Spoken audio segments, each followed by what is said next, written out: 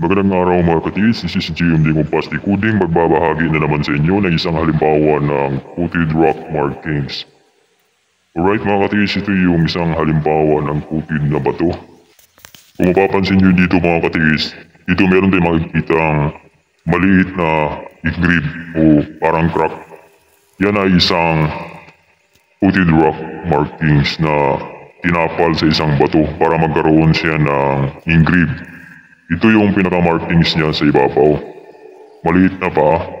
So dito meron akong ginawang example.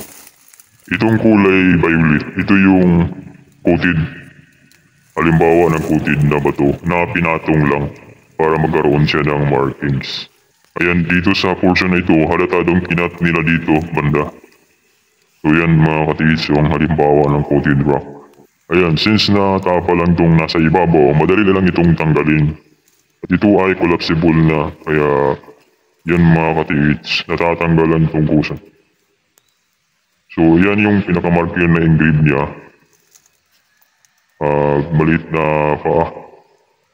Yan, hindi masyadong halata pero paa yan mga katiits. Ito ay isang halimbawa ng bato na binalot din ng bato. Sa portion na ito, dito sila nagbalot. Maliit lang ang binalot nila dito sa ibabaw. Bali tapal lang ito para magkaroon siya ng engrave markings. So yan mga katiis. Dito sa baba, wala namang nakalagay na tapal dito sa baba. Dahil dito ay original na bato. So yan, tatatanggalin ko lang dito mga katiis sa ibabaw. Madali lang itong tanggalin. Ito isang coated marker. So ito mga katiis, tingnan nyo. Ito yung halimbawa ng coated rock markings. Itong kulay violet, ito yung nasa ibabaw.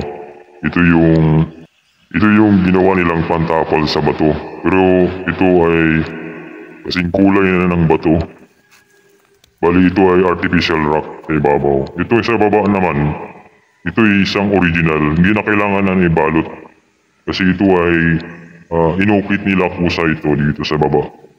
Ayan. Ito yung isang halimbawa ng original rock sa baba. So yan mga katiis ang mga halimbawa ng coated rock markings. So ngayon gagamit tayo ng camera compass.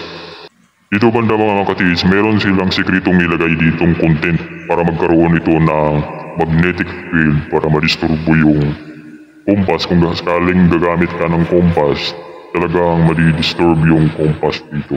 So yan mga katiis ang kalabasan niya, kailangan mo talagang i-calibrate ulit. Dahil mataas yung magnetic field dito sa baba na portion. So ayan lang mga katiis, maraming salamat sa panonood.